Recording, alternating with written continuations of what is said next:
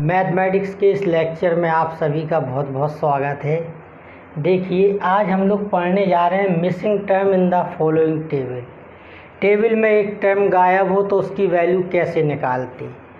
इसको सीखने के लिए पहले हम कुछ नियमों को सीखेंगे, उसकी मदद से फिर हम लोग मिसिंग टर्म को निकालना सीखेंगे। देखिए, फॉरवर्ड डिफरेंस ऑपरेटर डेल्टा बराबर क्या होता है, shifting operator E-1। Delta F X का फॉर्मूला क्या होता है, एफ एक्स प्लस एच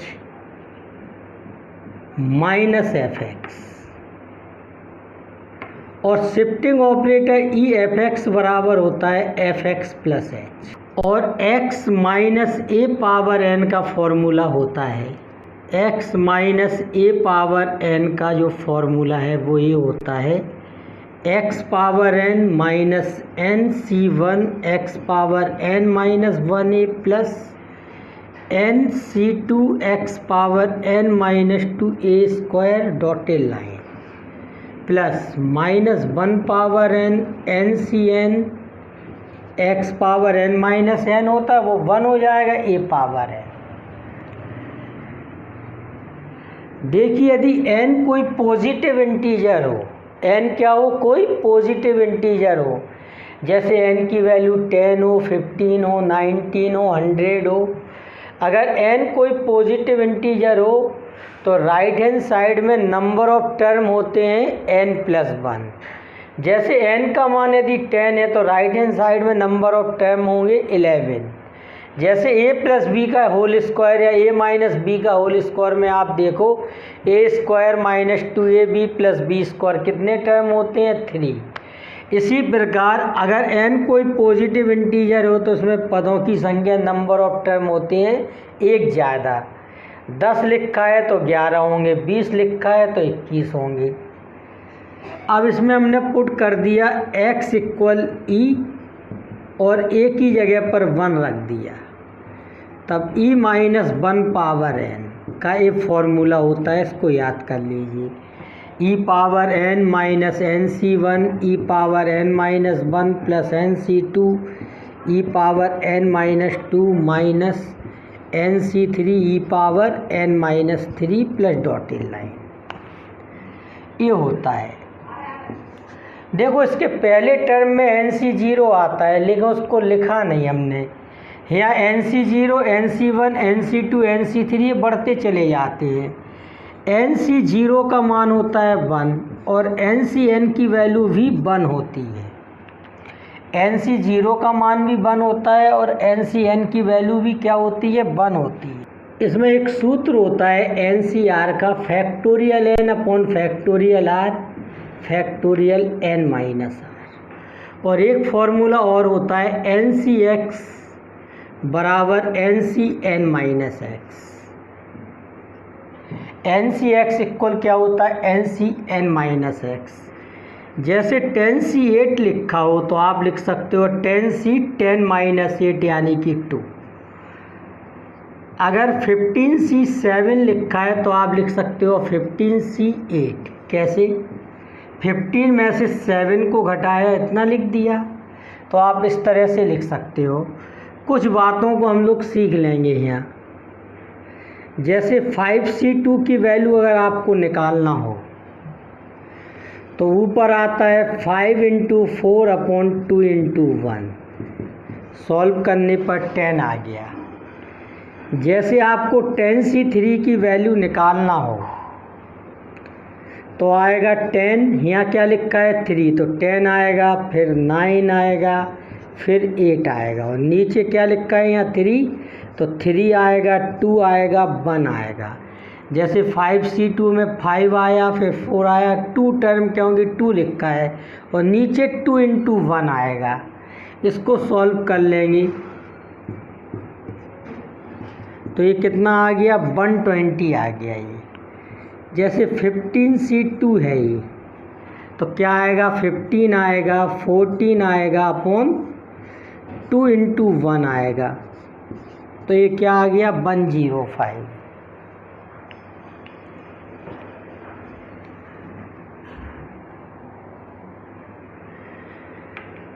जैसे 16C14 लिखा है तो यहाँ ज़्यादा लिखा है, ज़्यादा अगर लिखा हो तो आप उसे कम बना लिया करो। कैसे?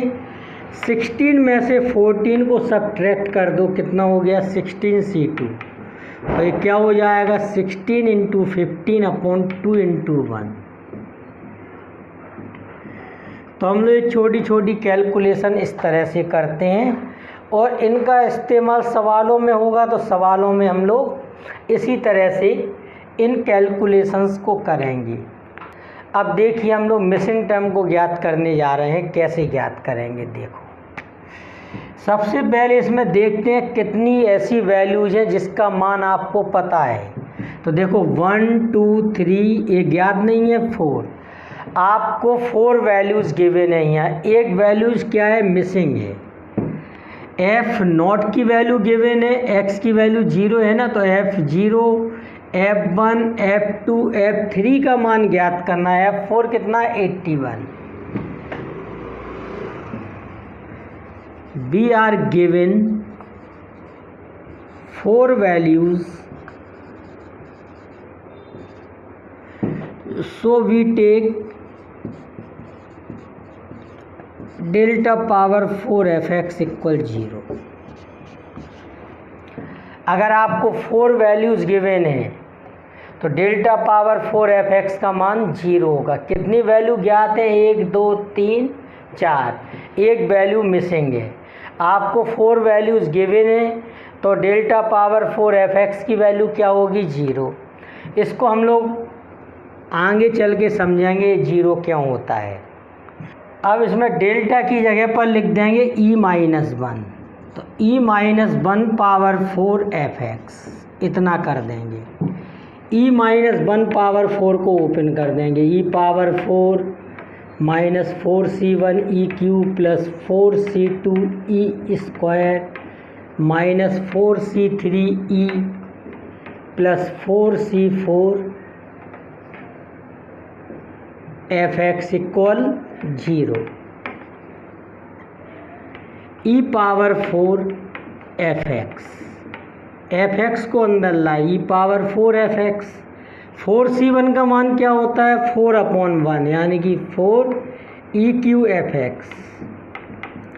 अब 4c2 का मान आपको निकालना है तो क्या हो जाएगा? 4 × 3/2 × 1 यानी कि 6 हो जाएगा, 6e² fx। अब आपको 4c3 की वैल्यू निकालना है तो ये 4c1 के बराबर भी लिख सकते होगे। 4 में से 3 को सब्ट्रैक्ट करोगे 1 हो गया, 4e fx।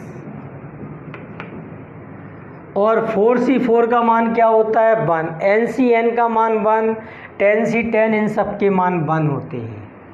4c4 का मान 1 होता है। तो यहाँ क्या आ गया? fx। देखो e पावर 4 fx का क्या होता है? fx plus 4h। ये हमने आपको पहले लेक्चर में बताया था।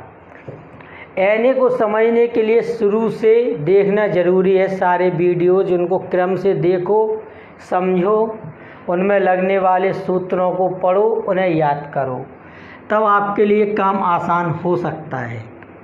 e पावर 4 fx बराबर क्या हो गया? fx plus 4h। e³ fx का मान क्या हो जाएगा? fx plus 3h। इसमें h का मल्टीप्लाई करो, x में जोड़ दीजिए, प्लस 6e² fx क्या हो जाएगा? fx plus 2h minus 4ex क्या हो जाएगा? efx क्या हो जाएगा? fx plus h plus fx। तब इतना आ गई वैल्यू। अब देखिए ध्यान से, x की शुरुआत किससे है? 0 से है। और h क्या होता है? जो x का डिफरेंस आपको गिवन होता है वो क्या कहलाता है? h। तो यहाँ पर क्या है डिफरेंस? x में जो समांतर श्रेणी अर्थमेटिक प्रोग्रेशन बन रही है उसका डिफरेंस कितना है? 1। तो इसमें h का मान 1 है और x की स्टार्टिंग किससे है? 0 से। अगर x की स्टार्टिंग 0 से है तो आप पुट कर दोगे x इक्वल 0 और h इक्वल 1। h इक्वल 1 क्यों लिखा? क्योंकि इनके बीच का जो डिफरेंस है वो कितना आ रहा है? 1। तो इसमें रख दीजिए x की जगह 0, h की जगह 1, तो है 4 माइनस यहाँ 4 है, 4F3 plus 6F2 minus 4F1 plus F0। देखिए हमने x की जगह पर क्या लिख दिया h, x की जगह पर क्या लिख दिया 0 और h की जगह पर क्या लिख दिया 1। F4 की वैल्यू कितनी है 81 और F3 की वैल्यू हमें फाइंड करना है और F2 की वैल्यू कितनी दे रखी है 9 माइनस 4। F1 की वैल्यू कितनी है 3 और F0 का मान क्या दे रखा है 1। तो यह सब वैल्यूज ये रख दी। तो ये कितना आ गया देखिए 81 है, ये प्लस का 54 है, ये माइनस का 12 है और ये प्लस का 1 है। तो इन तीनों को जोड़ ले रहे हैं पहले। 12 को सब्ट्रैक्ट कर दो तो ये कितना हो गया 124। तो ये प्लस का क्या हो गया 124 और माइनस का 4F3 इक्वल क्या है 0। तो 124 माइनस 4F3 इक्वल 0। तो 4F3 इक्वल क्या आ जाएगा 124। तब इसका आंसर आ जाएगा F3 की वैल्यू आ जाएगी 31। तब F3 का आंसर कितना आ गया 31। इस तरह से आंसर हो गया। देखिए क्वेश्चन और है अपने सामने। फाइंड द फर्स्ट टर्म, हमें पहला टर्म ज्ञात करना है of the series whose second and subsequent terms are given, यानी कि second, third, fourth, fifth, six we are given और हमें क्या फाइंड करना है फर्स्ट टर्म ज्ञात करना है। तो इसकी भी हम लोग क्या बना लेंगे एक टेबल बना लेंगे इस तरह से। देखिए ये x की वैल्यू है, ये f(x) है, x की वैल्यू मान के चलो 1 2 3 4 5 6 है। तो पहली वैल्यू तो आपको ज्ञात करना है और सेकंड क्या दे रखी है 8, फिर 3, फिर क्या दे रखा है 0, फिर -1, फिर 0। इस तरह वैल्यूज़ भी आर गिवन। अब देखो आप इसमें ये चेक करेंगे कि आपको कितनी वैल्यूज़ गिवन है। देखिए इसमें कितनी वैल्यूज़ गिवन है 1 2 3 4 5, एक वैल्यू मिसिंग है। तो we are given 5 values, so delta power 5 f(x) equal 0। जब आपको 5 वैल्यूज़ गिवन होती हैं तो फोर्थ डिफरेंस कांस्टेंट होता है, इसलिए डेल्टा पावर 5 f(x) का मान 0 आ जाता है। तो इसमें डेल्टा की जगह पर क्या लिख दो e-1 पावर 5 f(x) बराबर 0, e power 5 minus 5c1 e power 4 plus 5c2 e³ minus 5c3 e power 2 plus 5c4 e minus 5c5 और ये क्या हो गया f(x). अब देखो e पावर 5 f(x) की वैल्यू क्या हो जाएगी f(x) प्लस 5h और 5c1 की वैल्यू क्या होती है 5। e पावर 4 f(x) क्या होता है f(x) प्लस 4h। 5c2 की वैल्यू क्या हो जाएगी 10, e³ f(x) क्या हो जाएगा f(x) प्लस 3h। 5c3 की वैल्यू क्या हो जाएगी 10, e² f(x) क्या हो जाएगा f(x) प्लस 2h। 5c4 का मतलब 5c1, इसकी value 5 f(x) plus h। 5c5 का मान 1, तो ये f(x). अब देखो स्टार्टिंग किससे है 1 से, तो x इक्वल 1 रख दोगे और h इक्वल क्या रख दोगे, देखो इसके बीच का डिफरेंस कितना है 1, तो 1 रख देंगे। तो ये f6 हो जाएगा, ये 5 f5 हो जाएगा प्लस 10 ये f4 हो जाएगा minus 10 f3 plus 5 f2 minus f1 बराबर 0। अब इसमें वैल्यू रख दोगे f6 की वैल्यू कितनी है 0, f5 की वैल्यू कितनी है -1, f4 की वैल्यू कितनी है 0, f3 की वैल्यू कितनी है 3 और F2 की वैल्यू कितनी है 8 और F1 की वैल्यू क्या है फाइंड करना है। तो ये हम लोगों ने वैल्यू फीड कर दी इसमें। तो देखिए कितना हो गया 5, ये हो गया 0 -30 + 40 प्लस का 40 हो गया ये -F1। तब F1 की वैल्यू देखिए कितनी हो जाएगी 15 हो जाएगी ये सॉल्व करने पर। इस तरह से आंसर आ गया। देखो हमें फर्स्ट टर्म ज्ञात करना था, सेकंड एंड सब्सिक्वेंट टर्म्स भी आर गिवन।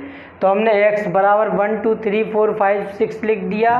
पहली वैल्यू ज्ञात करना है, दूसरी वैल्यू 8 है, तीसरी 3 है, चौथी 0 है, पाँचवीं -1 और 6 वैल्यू 0 है। तो बी आर गिवन 5 वैल्यूज़, क्योंकि 5 मान आपको ज्ञात है, एक मान अननोन है। तो डेल्टा पावर 5 fx को 0 कर दिया, डेल्टा को e-1 रख दिया, e-1 पावर 5 का फॉर्मूला लगा दिया। फिर x की वैल्यू क्या रखी 1 और h की वैल्यू कितनी है इसमें 1 रख दी। फिर ये फीड कर दिए सभी मानों को और ये आंसर आ गया। आज के लिए इतना ही करते हैं हम लोग। ओके।